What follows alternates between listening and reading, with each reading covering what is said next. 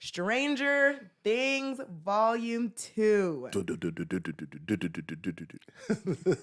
So, what did you think? What did you think of this? Oh, well, we watched both episodes. Yeah. So, what did you think of Volume 2?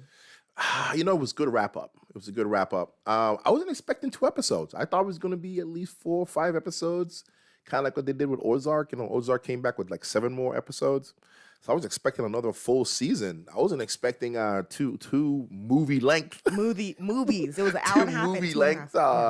One was like an hour and a half. The other was like 2 hours. So it was a long watch, but we watched it.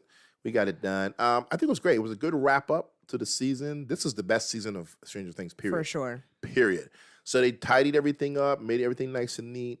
There was some parts where they were dragging on in it. It's like, okay, I get it. Keep, move along. So it didn't have to be as long as it did.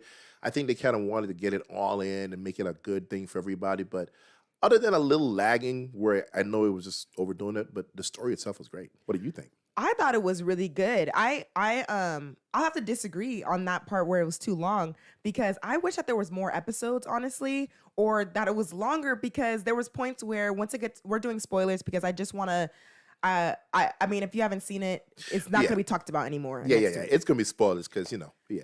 So once we get to the end of the episode and they're doing like 2 days later, it was like very quick for me. I thought they were going to have like another fight with Vecna or something. And I was like, that was really sudden, because she was like trying to help Max and such. Yeah.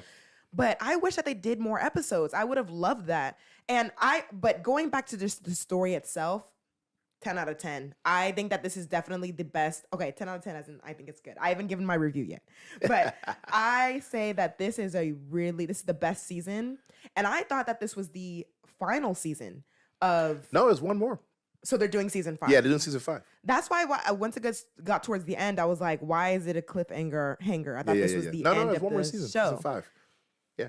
Eddie, again, this is spoilers. Eddie's death. Wow. That made me so sad, Dad. It made me so sad because he literally did nothing wrong. I know. The entire season, he did nothing wrong. Yeah, none of it was his fault. Yeah. I'd be honest with you, I was expecting more people to die. Me too. He was the only person that died. Him and Max died for like a minute. Yeah, whatever. But to fake the MCU death. Yeah. But no, I was expecting more people to die in this, but it was just Eddie. His rock scene was cool though. Was so cool. He's like, like Metallica. Yeah, that was. I love how they integrated that into the show. That was pretty good. Now, talking about the whole show itself, man, the last 2 episodes, how it started out, and getting what's his name out of what's the guy's name? The 11's dad, Papa. Surrogate dad. Papa. No, the surrogate dad, the guy who's in Russia. Hopper. Yes, the whole thing with Hopper and how they got him out of jail, out of the prison, and the monsters there. And I like how they were, interacting on every level from 3 different places. Yeah. That was pretty cool. 7. I keep saying, why did I say 7? 11. Why I keep saying 7? Why? 7 of 9, Star Trek. Look it up. I can't talk to Dad anymore. That's the last straw. No, okay, go ahead. Okay, 11. I like how 11 and the rest of the crew was in one spot. Then you had the other crew back in Hawkins, back in town, and then how Russia. Hopper and the rest of them were in Russia, and they all connected. Like they were able to connect everything. Yeah, talking about that point, I usually hate it when everybody splits, because I'm like, can we just all be together? Because that's when everyone's dynamic is best, when people are like interacting with each other. So I'm like, why do y'all separate? But it ended up working in the end because everyone was working together, but just from different places. Well, it was good to do that though, because there's so many characters, right? You think about it. There was a group of 4 in Russia. There was a group of like 5 in Hawkins. And then you had 11. It was just too many people. Yeah. So trying to put all of them in the same place, it would have been too much to try to pay attention to in the same town. So it was smart to break them up so you could have them work together at the same time, concurrently. But you're different not trying to figure out where they are based on the room, right? Because like, okay, what part of the room are you in? Where are you at? They're in different spots. So it was easy for your brain to kind of follow it. Yeah.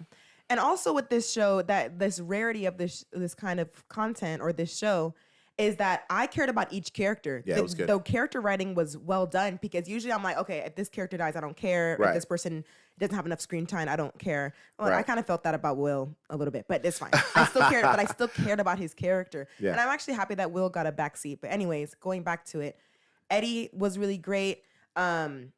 what's the other characters? Eddie and the friend. People. I liked all of their characters and I cared about all of them. Yeah, it was good. It was a good show. I enjoyed it. It was, like I said, it was long. If I wasn't trying to get it all in for this show today, I probably would have took a break and watched a little differently and broke it up. Yeah. Because I wish they had made 4 episodes out of it. It'd have gone better. I could have stopped and then, come back. But when you're in the middle of the 2 episodes, you don't know where to stop. Right. You're watching it. So it's a lot to ingest in one time. Yeah. So. It was a good wrap up though. I like the cliffhanger at the end for sure because like the whole thing about it is where do they go from here? I know that's why I mean now that there's gonna be a season 5, I'm really curious about what they're going to do. Right. What they're gonna do because everybody it's affecting the world. It looks like right, not just the town. Well, if it's just a town, God help this town. I know, leave the town at this point, right? Right. I don't know, but we'll have to see what happens in season 5 because I'm like. Is it gonna be? And then the thing is it gonna be a volume 1 and 2 again? Probably. Maybe, but I want to get it. I'll get into that later. Okay. But let's see what the critics think of this show. So the critics give it an 89, and so does the audience. So the audience and the critics are on the same page here. Yeah. And that pretty much is correct because when I think about the show as a whole, Stranger Things, I've always thought about Stranger Things being like a fine show. I was like, okay, it's fine. Like season 1 was great. Season 2 was trash. Season 3 was good. And then season 4 is just great. It brought it back. Like, it brought it back. It brought it back because season 2 was pretty bad. It was pretty bad. Yeah. It was like it was like all of these other numbered people. I did not care. Yeah. But yeah. And then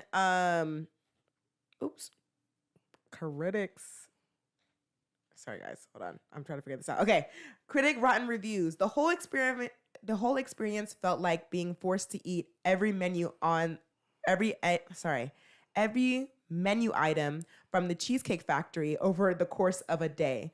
Lots of deliciousness, some things you never wanted, and the whole experience leaving you feeling nothing but bloated. That was a rotten review. Which I'm like, okay. I kind of get where this person is coming from.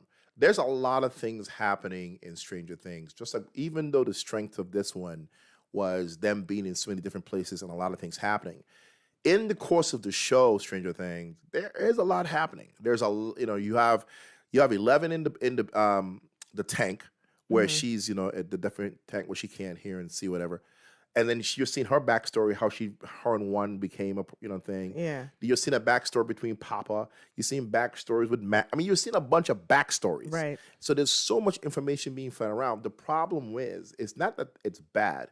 The problem is Netflix has dropped all episodes at the same time. So you're watching all of it back to back to back. You don't have time to digest, unlike The Boys, where it's week to week, where you can think about the episode, ingest it, go over it, and then like, okay, I understand why that happened. With Stranger Things, you just watch 7 episodes all in a row. Right.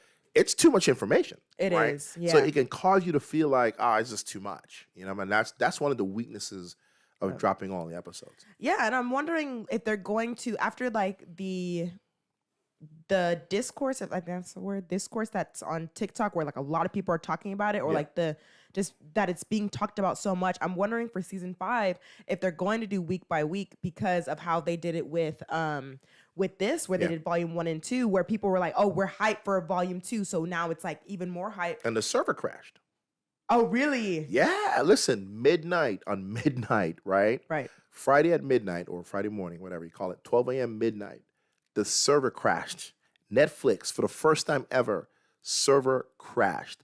They were unable to watch Stranger Things for about 2 hours. People are trying to get on this thing, which proves the point that you should go week to week with this. Now, I hate week to week. I love binging. But realistically, if you want to get the best experience, and if Netflix is smart, they would make this week to week because you would get more viewership because it builds over time. Right, exactly. That, and you know how Netflix is already going downhill because they're trying to raise prices, trying to not have password sharing. This would get them more subscriptions because it would be over like 2 months. So you have to keep your subscription. And it'll build up because people be talking about it all the time. Right. Because the minute you drop something all the time, you talk about it for a week and then and it's done. Like that's why we got to talk about it now because it's done. It's done. And Euphoria, I think about Euphoria and how that show was like week by week. It was big. Right. So let's get to the fresh reviews now. Critic fresh reviews. The show has matured past riffing on early 80s action adventure movies such as The Goonies. Now it's onto slasher and other horror films, complete with new characters called Fred and Jason. And with that, Stranger Things also gets bloodier and eerier. I agree with that for sure, because this season I didn't even expect the how gory it was going to be with like the killings of the Vecna killings. Right. And I thought that was great. Those killings were crazy. Yeah. Yeah, when everybody was snapping up and stuff, eyes bleed. I was like, what? The what? They didn't do it like that.